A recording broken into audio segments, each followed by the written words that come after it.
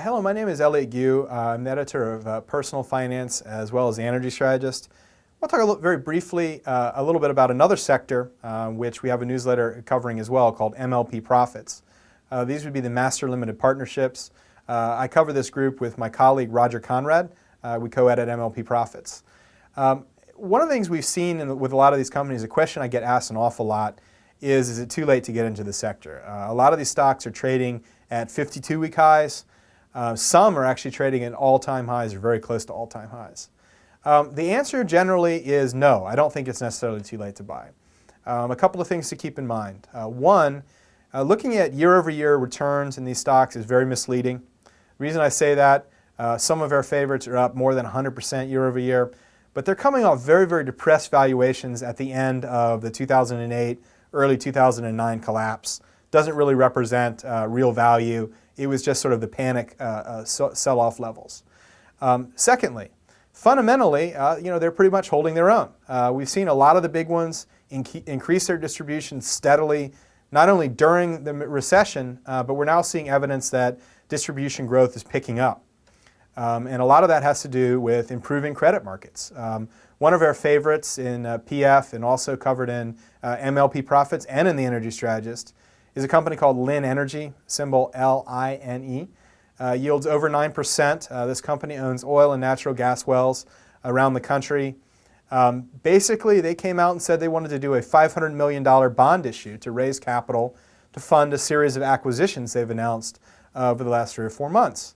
But demand for the bond issue was so strong, they actually upped it all the way up to $1.3 billion. So they've raised much more capital than they hoped to and expected to. That just goes to show how strong the capital markets are for companies that have a track record of having good credit, of making logical acquisitions, and in Linn's case, of doing a lot of hedging to remove their exposure to commodity prices.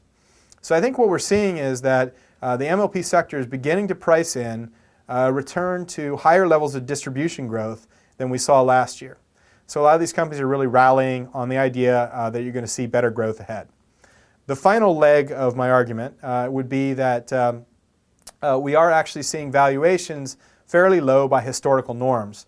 How do we value MLPs? The key is don't look at earnings. Earnings make no sense for MLPs. It's an accounting construct that doesn't work for the partnership industry.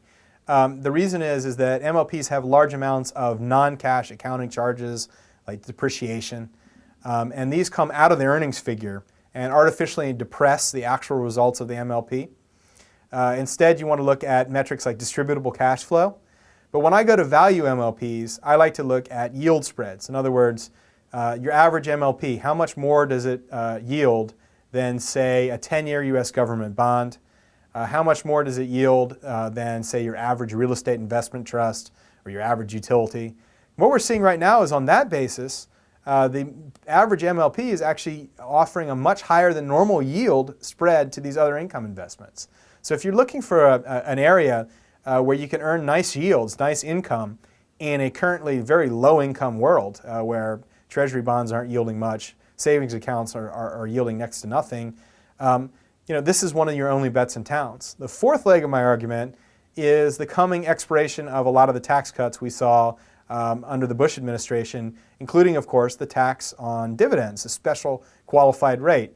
There's a chance that it will get hiked only to about 20%, but if nothing is done, it's going to go right up to your normal income tax rate, whatever that may be. And those income tax rates are also going up as of this coming year. MLPs have tax advantages, the one main one being that a lot of the distributions you receive are return of capital payments, not immediately taxable. So I think you're going to see a lot of people out there looking for tax-advantaged investments to buy ahead of the expiration of a lot of these tax cuts. And one of the only groups they're going to find is master limited partnerships. So in short, I get a question a lot, are these MLPs overvalued after this big run-up they've seen over the last year? I think the answer is no. First of all, it really doesn't make sense to compare year over year. You're comparing versus very depressed levels. Secondly, the resumption of distribution growth on these companies as a result of better access to capital.